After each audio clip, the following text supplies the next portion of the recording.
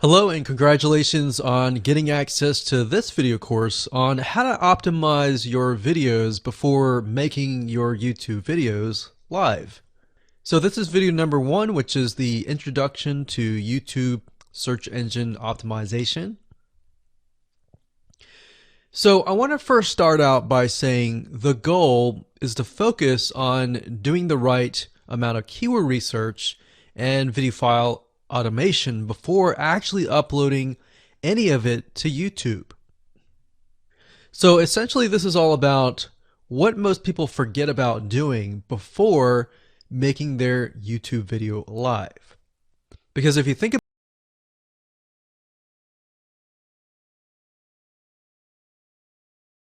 about it, most people think about, okay, what do I do after I upload this video? They don't really think about what they have to do before making it live. So this is not about what you can do afterwards, as that is a totally different focus, but rather before.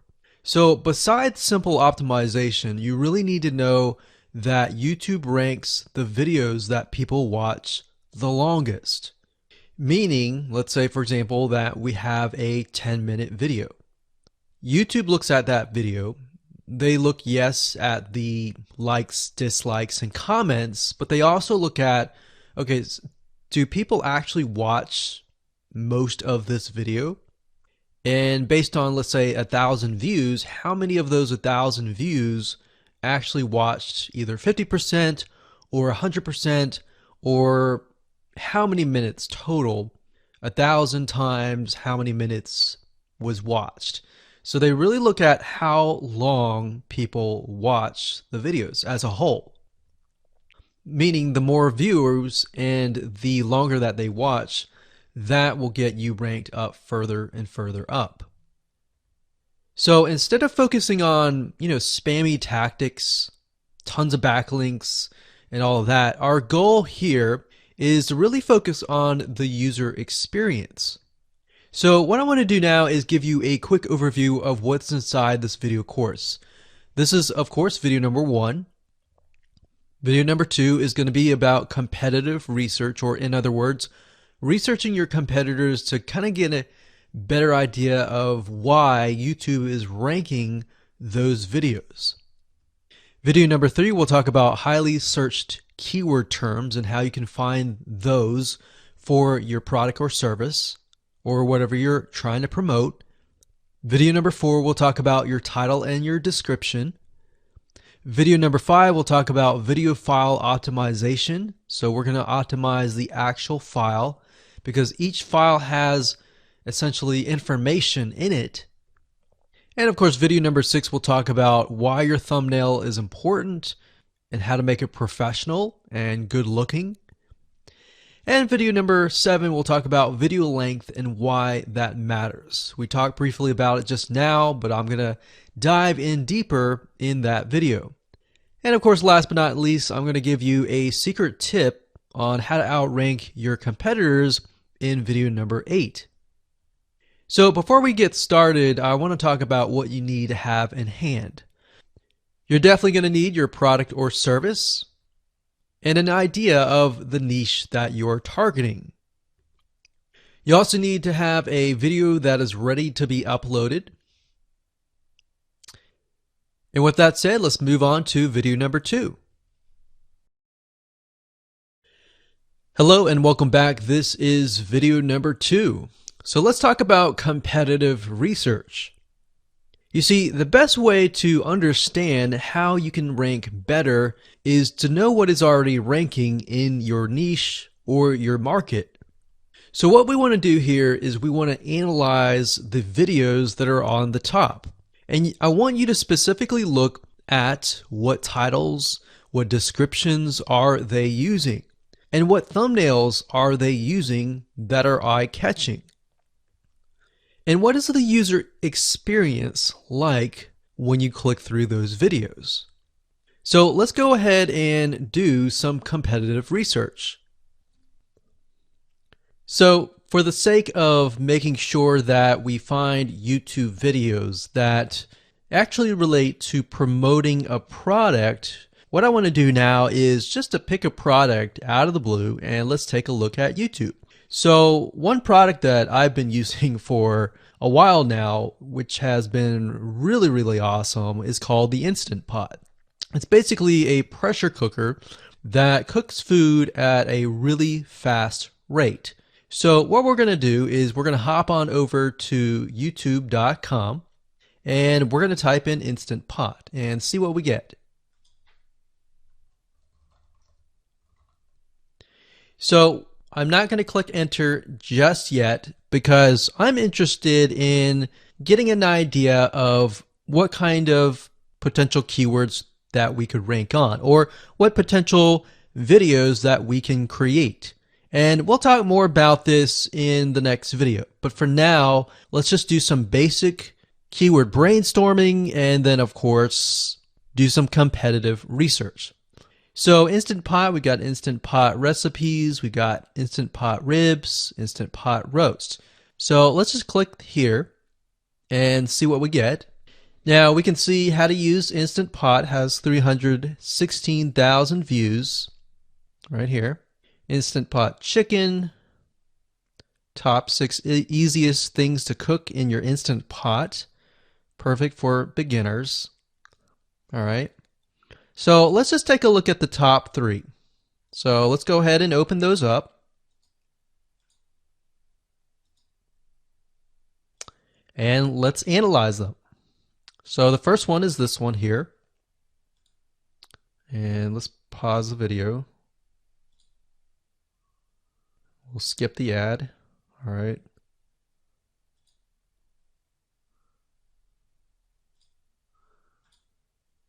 Okay, so how to use the Instant Pot 101 for beginners. So if we think about the type of audience that the Instant Pot attracts, it attracts somebody who has a busy life, who may be a beginner at cooking and just wants a quick and easy meal done fast. So we can see that. So one thing that I like to do is I like to copy the titles to Notepad. Just kind of get an idea of what we're dealing with. So that's the title. Looks like she's promoting an Amazon affiliate link. We can see that here, Amazon.to. We've got Instant Pot hacks, Instant Pot yogurt, and all that. So what she's doing, it's very funny, but she may not realize she's doing this, but what she's using is a method called siloing. And she's basically telling YouTube, hey, not only do I have this video on Instant Pot, I've got Instant Pot hacks, yogurt, recipes, and other recipes. So let's just copy that in here. So that's video number 1. So we're going to rank it from video 1, video 2, and video 3. Let's scroll down a bit. We've got 373 comments. I will say when it comes to YouTube, they're looking for engagement. So comments is good, likes are good, even dislikes are good as well. Even though dislikes are bad from a human standpoint, it tells YouTube that there is engagement. All right. So sometimes we're going to be able to view, we can't do it here, but sometimes you'll actually be able to view more data. But for now, you can't hear. Now, we can actually dig deeper if we want to. So let's just take a look at Natural Brittany's YouTube channel. Because when you're doing competitive research on YouTube, it's not just that particular video. It's actually the whole YouTube channel as a whole. The authority that that channel holds. So she has 116,000 subscribers. Click on the videos. She has a good amount of videos that talk about anything, looks like from cooking, from budgeting, from grocery, a lot of very similar videos. So let's scroll down. And now let's go ahead and take a look at the second highest ranking video. So if we go back over to here, and this is the Instant Pot chicken, cook with me, meal planning, meal prepping, Sunday setup. So let's go here, take a look.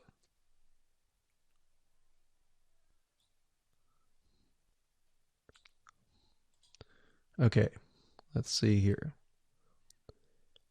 So it's a 20-minute video, all right, and it has 658 likes, 5,000 views. If we take a look at this video here, this has 320,000 views and 7,000 likes. Now, notice how it says 13 minutes here, and notice how it says 20 minutes here. We'll go back to this later on. All right, so we'll talk more about why a certain amount of time of your video is important, why the timing is important.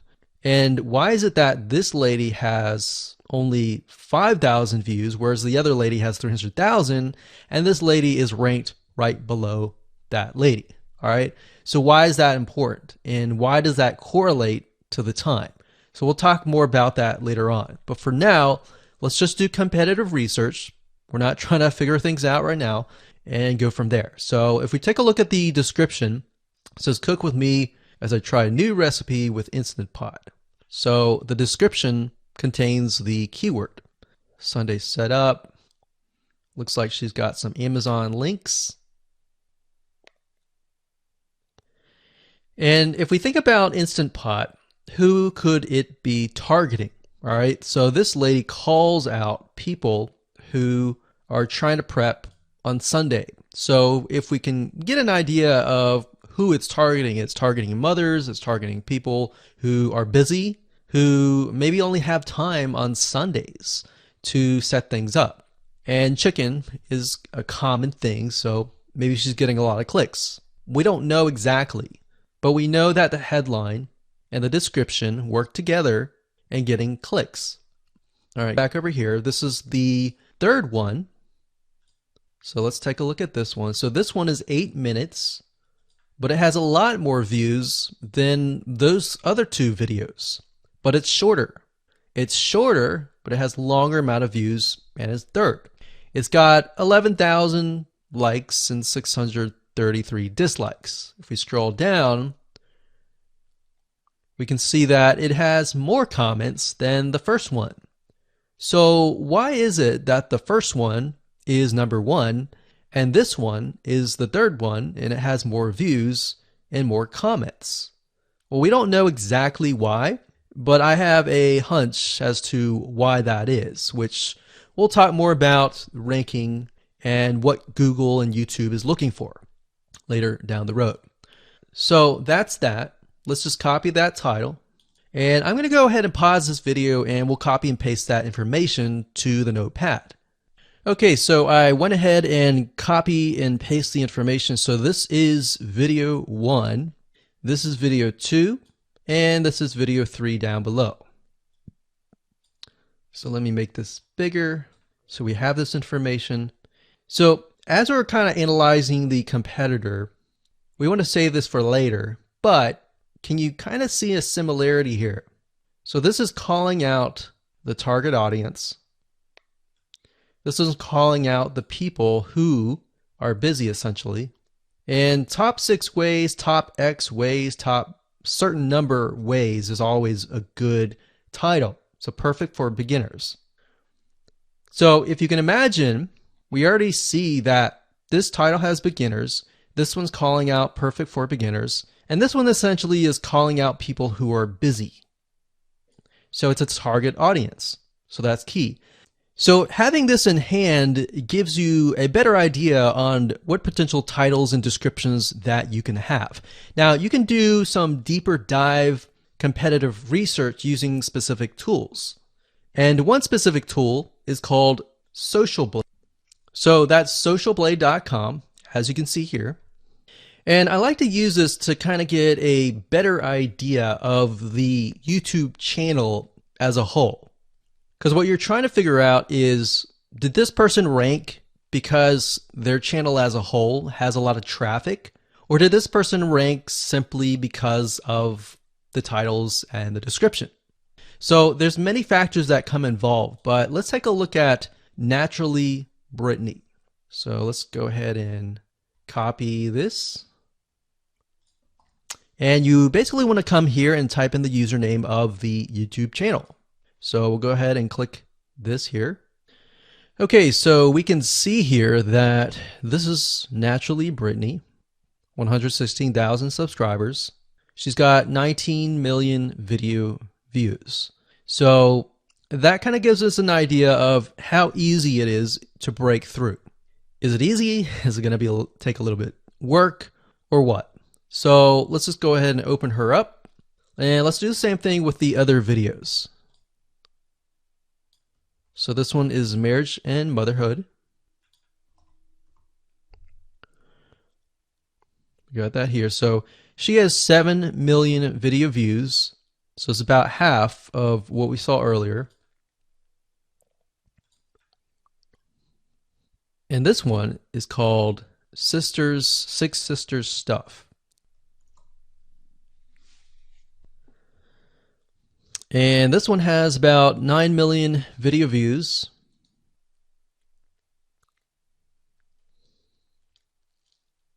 So right off the bat, we can see that if we were to rank on the keyword Instant Pot, it's going to take a lot to break through. But the way we can break through is by using essentially subcategories of that keyword. So Instant Pot recipes or Instant Pot chicken recipe, stuff like that. So we can see that each one of these has about 100 to 200,000 subscribers. So you're going to have to be competing against that. Now, obviously, if you have a good size YouTube channel, that will usually mean that you can break through fairly easily. But if you're just starting out, then breaking through on that keyword is going to be a little bit more difficult. So the next question is, what keywords should you use? And we'll discuss that in the next video. Hello and welcome to video number 3. Let's talk about highly searched keyword terms and how you can figure out what your main keyword is going to be, what your sub keywords are going to be. So one mistake that we see that many YouTubers make is simply making their own title and description. I mean, it's natural, right? But instead of deciding what you think will work, why not use what is already working and do some simple keyword research that's not going to take a lot of time, and this way you'll be able to have the right information that will help you rank on the right keywords. Now the big question is, well, how do I find these keywords? So the best way to find highly searched keyword terms is to look at the Google suggested keywords. And they are suggested for one reason, because they are used a lot. So let me show you how to find them and what they look like.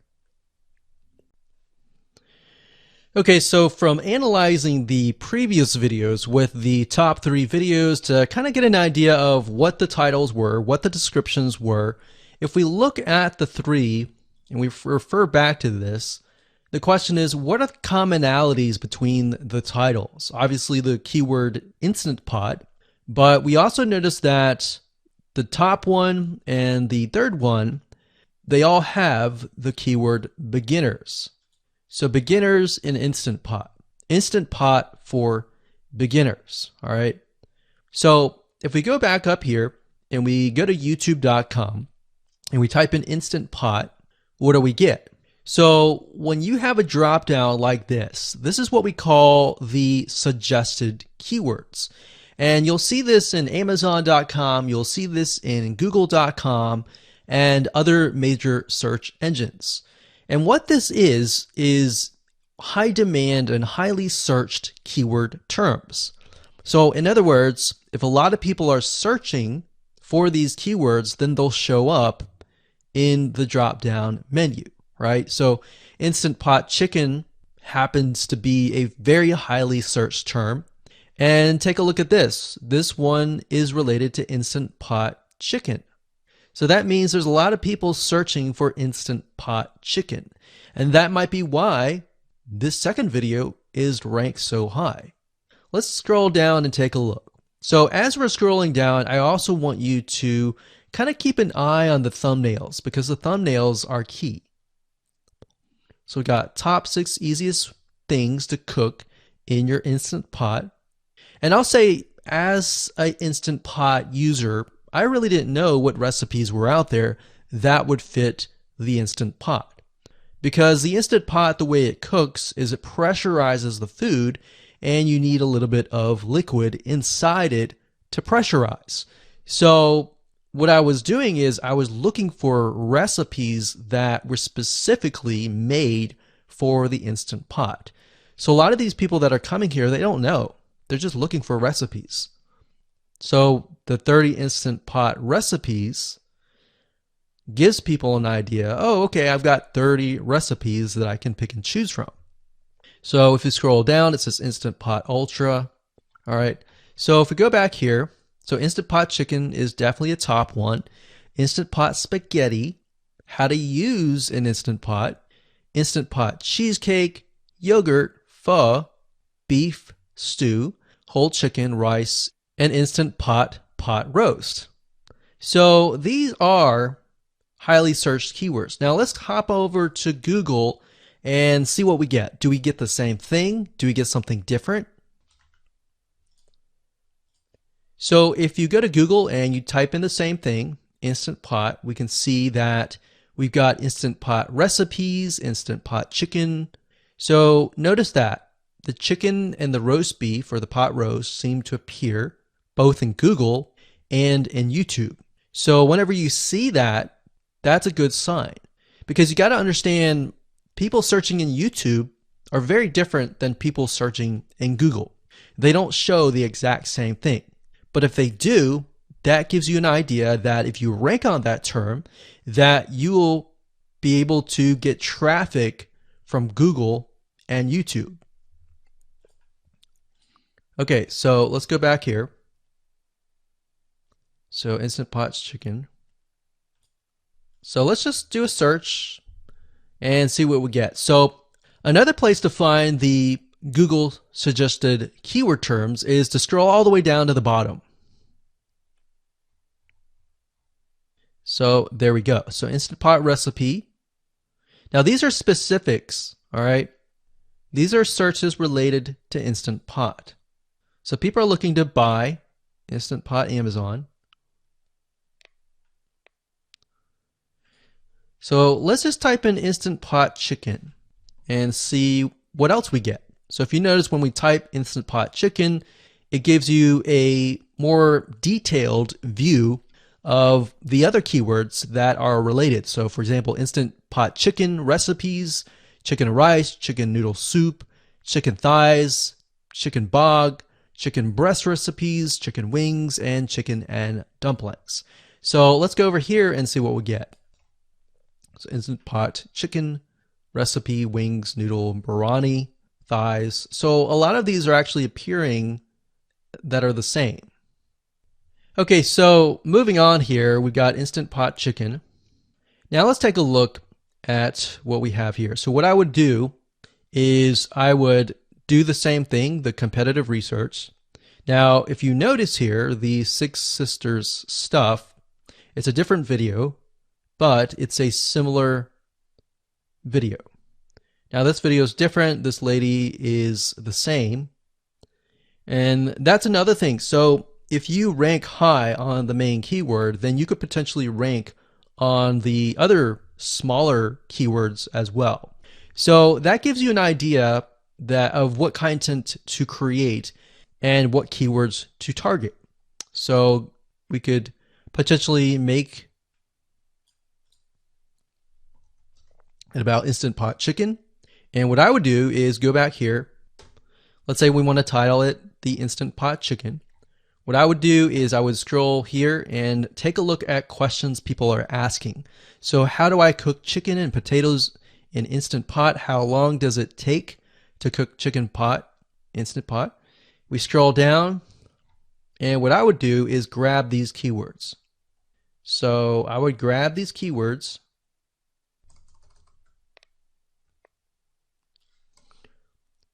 So what we want to do is we want to have a main keyword, and then we want to have sub keywords. So the main keyword here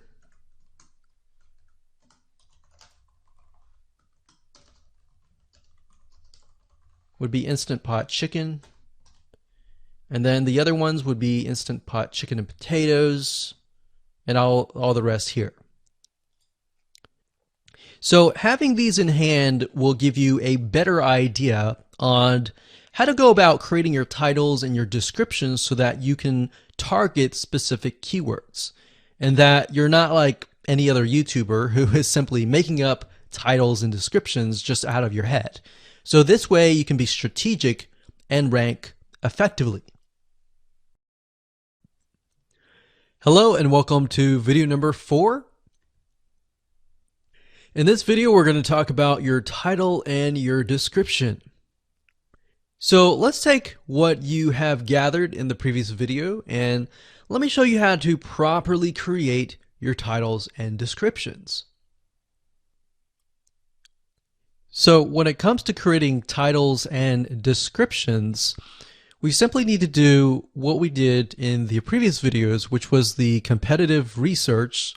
And as you can see here, we have the videos 1, 2, and 3, the top number 1, number 2, and number 3.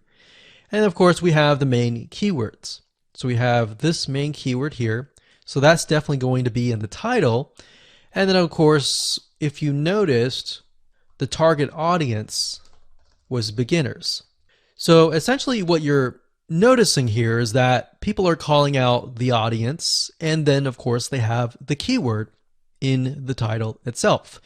And then of course you want to make sure that title, main keyword, and target audience is also going to be in your description. Now what I like to do is I like to go look at magazines in that niche. It doesn't necessarily have to be exactly, in this case, Instant Pot, but it needs to be somewhat of that genre. Now, one thing that I noticed was when we took a look at the Instant Pot Chicken, you could write out something like top 6 easiest things. So instead of things, you could say chicken recipes or pot roast recipes to cook in your Instant Pot. Or you could say something like Instant Pot Chicken dash top 6 easy recipes, or you could use a number. People like numbers, especially knowing that somebody gets an Instant Pot for the sake of saving time. You could say top 6 easy chicken recipes that take less than 30 minutes. Now obviously that's a little bit long, so let's head on over to Google here. So like I said, I like to use magazines. Magazines do a great job in creating titles. So as you can see here, I typed in Instant Pot magazine, and to the right you'll notice that there's Instant Pot all-time recipes. So let's just go ahead and open that in a brand new window like so. So it looks like we have to pay, but let's just go ahead and click the free sample. So we can see Instant Pot's all-time best recipes. So you could do something like all-time best chicken recipes, or Instant Pot dash all-time best chicken recipes, or all-time best chicken Instant Pot recipes. So obviously here we're not going to copy word for word because that's plagiarism, but we're going to use something different. We're going to tweak it around. What we're looking here is for headlines. So let's go back here. So it says everyday Instant Pot, 115 delicious, family friendly pressure cooker. So we can say everyday Instant Pot, colon, 6 delicious family pressure cook recipes. So everyday Instant Pot chicken, as long as the word Instant Pot chicken is in there. So we got 66 Instant Pot recipes that put your pressure cooker to work. So we could say something like 6 Instant Pot chicken recipes that take less than 15 minutes. And yes, believe it or not, Instant Pot can literally cook something like a pot roast within less than an hour, or sometimes half an hour. Because it's a pressure cooker, it cooks a lot faster. So that's what I like to do, is I like to take a look at magazines. So it doesn't necessarily have to be Instant Pot in this example. It can be another food magazine. So essentially that's how to create the titles. As far as the description goes, if you take a look at what they've written here, the first one that's ranking really well, as you can see here, we've got Instant Pot 101 for beginners. So you'll notice that they are trying to target the keyword Instant Pot 101 for beginners. So they've stated that in the title, and they've also put it in the description. So it says everything you need to know about how to use the Instant Pot in a beginner Instant Pot recipe. So notice that they use the keyword beginner Instant Pot twice. And then, of course, they got Instant Pot hacks, Instant Pot yogurt. And what they're essentially doing here is they're linking to other related videos. Now, Google's smart enough and YouTube's smart enough to have an algorithm to read the description and think, okay, they've got other videos that they've created that are related to Instant Pot. This video must be good, or this channel must have a lot of relevant information. So we're going to rank it a little bit higher because it's going to give people what they want to see. So now we look down here, it says Instant Pot Chicken. So this is the lady who is ranking really high on Instant Pot, but also Instant Pot Chicken. So it says cook with me as I try a new recipe with my Instant Pot. So we can see the keyword Instant Pot here. And as you can see, the description is really written for the user, but it contains the keywords that are necessary. So you don't need to write something like Instant Pot Chicken or something that's just a bunch of garbled information. You want to make sure that the title and the description attract people first and foremost, and then embed the keywords within. So the third one, we've got top 6 easiest things to cook in your Instant Pot, perfect for beginners. So it says, today I'm sharing with you the 6 easiest things to cook in your Instant Pot. So you can see here, the title is here, but the title is also in the description. It says, now these are perfect if you are just starting out or even had the Instant Pot for a while. So you can see the keywords that are embedded, but it's really written for the user. And that's the way it should be, because the title and the description will actually show up in the YouTube search engine, as you can see here. So we've got the title, we've got the description. So we want to make sure that the first sentence in your description is catchy as well.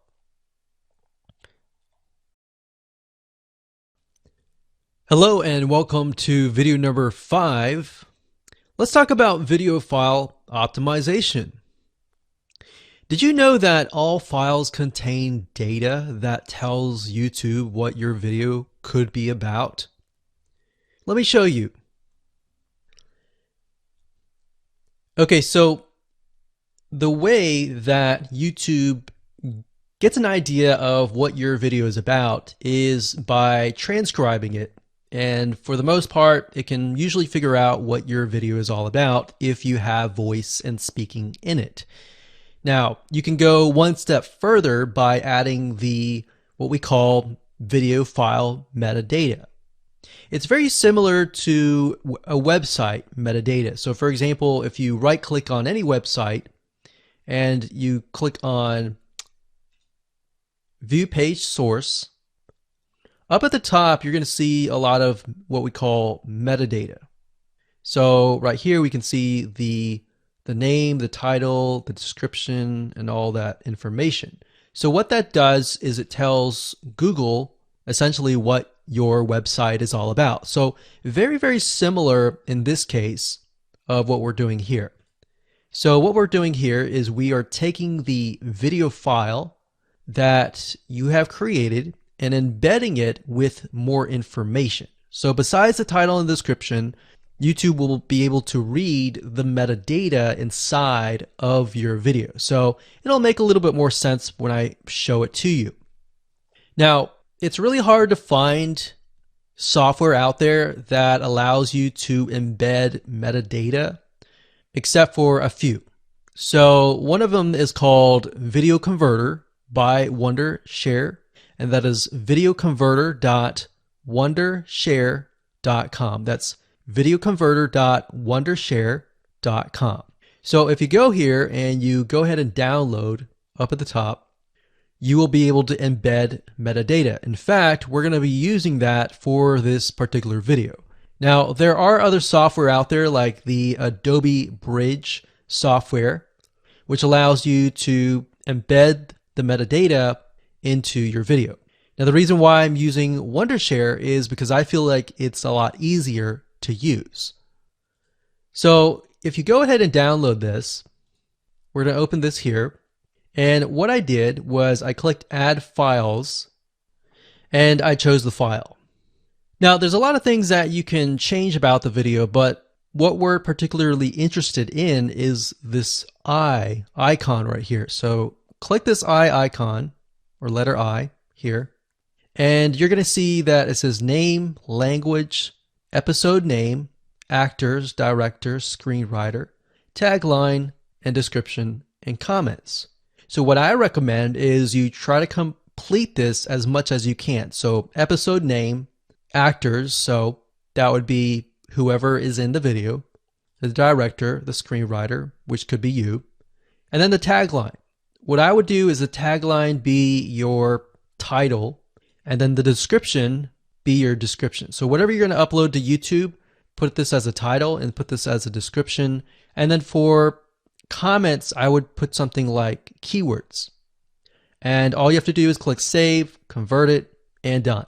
That's the reason why we're using Video Converter, because it's just so much easier. With Adobe Bridge, it's easy too, but there's a lot of more options and very easy to get confused. So once you're done with that, you save the video. Your video has the metadata inside of it, and all you have to do is simply upload it to YouTube, and that's it. Hello and welcome back. This is video number 6. Let's talk about your thumbnail and why that is important. You see, since our goal is to get more clicks or more views to your YouTube video, we have to rely on attracting viewers. So if you think about it, the thumbnail is the first thing people see as they are scanning to find what interests them the most. So in other words, if you think about it, if you go to youtube.com and you type in a keyword, you're going to see all the results with thumbnails, the titles, the descriptions, and all of that. So that's the first thing that they see. So let's discuss what your thumbnail should contain and what's working in your market and how to figure that out. So when it comes to having a thumbnail, you want to make sure that it is eye-catching, meaning it shows somebody what they want. So if Instant Pot Chicken is your main keyword, you want to make sure that your thumbnail has something in it that entices them. So it's good to have the keyword or the title in it. So you can see right now the way YouTube works is they have an initial title or an initial thumbnail, and then after that you can see motion. So if I put my mouse over it, you can actually see part of the video, which makes it a lot more engaging. So as we scroll down, the initial thumbnail that this woman uses is the Instant Pot, and then this one here, it says Instant Pot recipes, so Instant Pot. So we can see the ones at the top definitely have the Instant Pot in it, or a word that's chicken, or a picture that has chicken in it. So it fits the keyword. Now, if you're not a professional, thumbnail artist or anything like that, there are different sites that you can use to get these created. Now, bear in mind that you never want to use a thumbnail that is clickbaity or that lies to somebody, because if they click on it and then the video is nothing like the thumbnail, then guess what? You might get tons and tons of clicks and perhaps views, but you're not going to get people watching your video, which is very, very important, which we'll discuss in the future videos. But for now, there are different elements that you need. So what I recommend is you go to a site called creativemarket.com. That's creativemarket.com. There are other sites like graphicriver.net, but over time we've realized Creative Market has a lot of really good designs. So what we can do here is in the search box, we're going to type in YouTube thumbnail. And we're looking specifically for templates that we can use for the thumbnail. So it says YouTube thumbnail pack. Let's go ahead and open that. There's one here. There are end cards, but that's a little bit different. That basically comes at the very end of your video. So we got urban thumbnails, different types of thumbnails. But the reason why I like Creative Market is buying templates for specifically YouTube thumbnails is going to make your life a lot more easier, especially if you can make it professional. The more professional it looks, the more professional your viewers will click through. So if we click on this, we can kind of get an idea of what we're dealing with.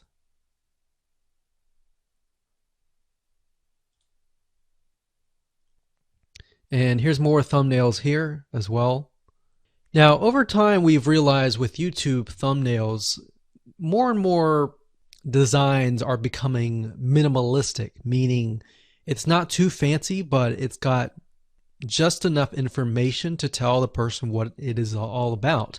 So it could have text, it could have pictures, but you really need to know what your YouTube video is about before you can create your thumbnail. In fact, I recommend that you create your YouTube video first and then you create your thumbnail so that you can make sure that you attract the right person. Now, what we found a little bit of a technique is to create a thumbnail that is related to essentially the end, meaning if you're creating an Instant Pot chicken recipe, you might want to show the chicken already cooked. So essentially what people get if they click through. So that way people think, oh, okay, this looks really nice. I'm going to click through. And they're more likely to actually watch all the way through to the end. And that's what we want. We want people not to just click through, but to watch all the way till the end. And that's actually going to help us with the ranking. Hello and welcome to video number 7. Let's talk about video length in more depth. So the big question is, how long should your video be? While yes, most folks have said that your video should be short due to attention span, and that's something that we've talked about in the past, and that definitely worked in the past, and that still is true that people's attention span are short. But today, in terms of YouTube, your video length should be longer, and here's why. Did you know that YouTube ranks your video based on how many minutes your viewer watches? We talked briefly about this in video number 1, but I want to talk about why that is the case. Statistically speaking, most people that we have found, based on statistics that we have seen in YouTube, most people watch about 50% of a video. Even the people that are interested in a video, they watch 50% of a video. So if that, in this case, is a 5-minute video, an average viewer is only going to watch about 2.5 minutes. Now, here's why that is important. If you're competing against someone who has a 30-minute video and their viewers watch 15 minutes, which is about 50%, well, guess what? Even if they can have less viewers than you, they're going to beat you because they have a longer video. So if you got the 2.5, they've got the 15 minutes, they can send less people and still beat you. and YouTube will favor them in the end. Now that of course is assuming that the views are legitimate and people are actually watching. And that's why user experience is so important. So to give you some real life practical application, let's hop on over to YouTube and I'm going to show you proof that this works. Okay, so let's take what we learned and what we just discussed and apply it to some real life practical application. So if we head on back over to youtube.com, we type in the keyword Instant Pot recipes, we can see this one, and this one. So let's go ahead and open these up. So we got this one, and this one. So that's 1, 2, and 3. The first one has about roughly 8 minutes or 9 minutes. We'll say 9 minutes. The second one has about 27 minutes. And the third one has about 20 minutes. Okay. So essentially the second and third have about double the amount of time. So like we talked about, most people watch about 50% or less, and then they quit. That's the average, right? So if that's the case, this person here, even though they have more views, see that? 800,000 views, even though they have more views, they're competing with somebody with a 30-minute video. Essentially, it's 27 or 28, but close to 30. So if we round that, we'll just say this is 10, this is 30, and this is 20. All right, so let's keep it at even numbers. So if that's the case, there's 4 minutes here, 15 minutes here, and 10 minutes here. So this means that the person with the less amount of minutes, they're going to need a lot more views and a lot more people watching it. So in total, if this person has, obviously this person's number one, but what I'm saying here is because YouTube looks at how many minutes are watched, if this person had 800,000 views, and this person had only half of that amount, but had more than double this amount, this person right here would most likely rank higher. So see that?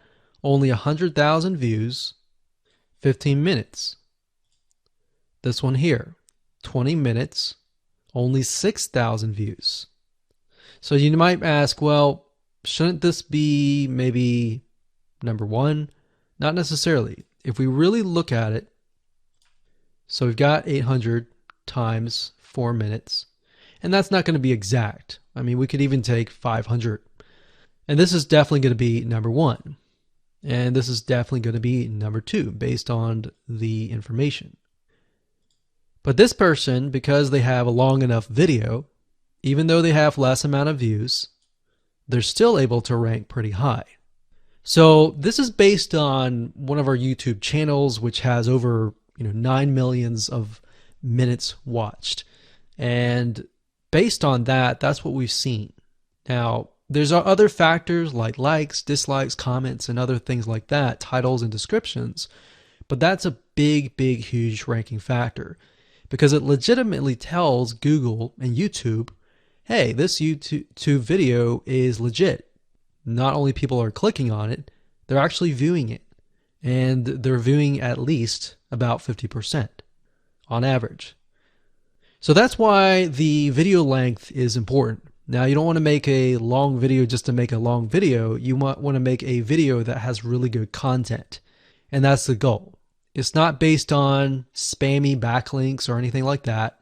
It's based on providing real value. Hello and welcome to video number 8.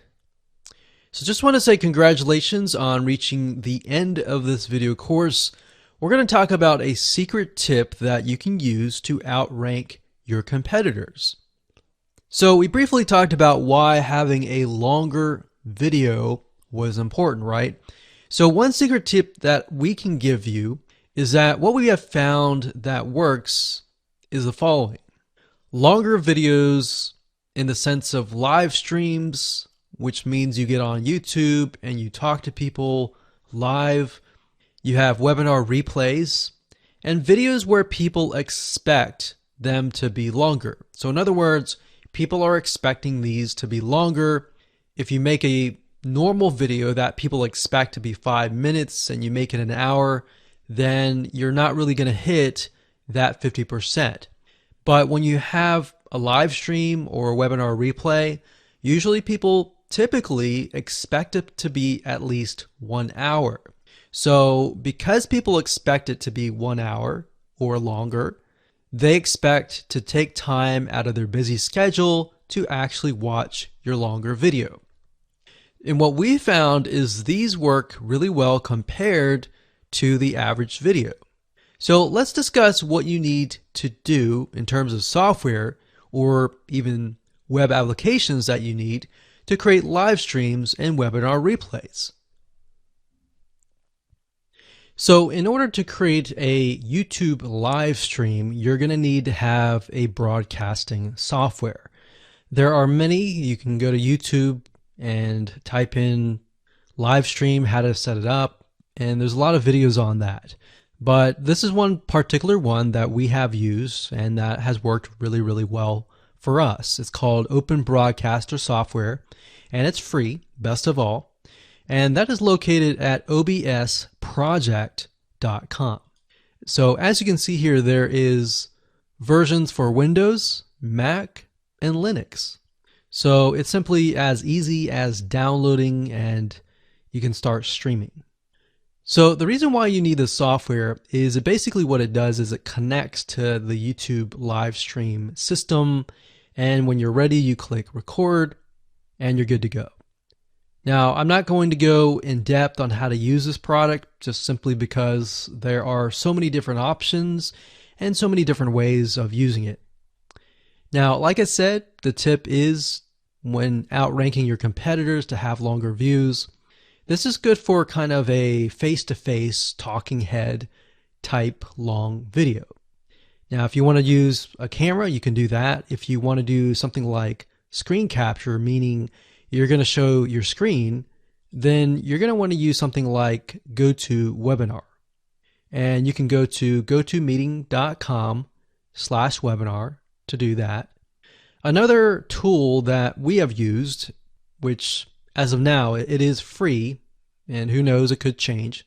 So GoToWebinar does cost money, but it's a nice way to kind of engage with people. So this is the route that I would go if you are engaging with people. If you're not engaging with people and you're simply doing screen capture, there is a tool called Use Loom. Let me show it to you. So useloom.com. Loom is essentially a Chrome plugin, and what it does is it allows you to record your screen. It's super easy to use. In fact, it's super, super fast. It's so fast that you can literally start recording, and within seconds when you're done, you'll have the video in hand. And you can download the actual video file to your computer really fast. So those are the three options that I would go to, and really depends on the avenue that you want to take. So like I said, create a longer video, but just don't create any content. Make sure that the content is valuable, because you want to make sure that people watch all the way through, or if not, watch at least 50%.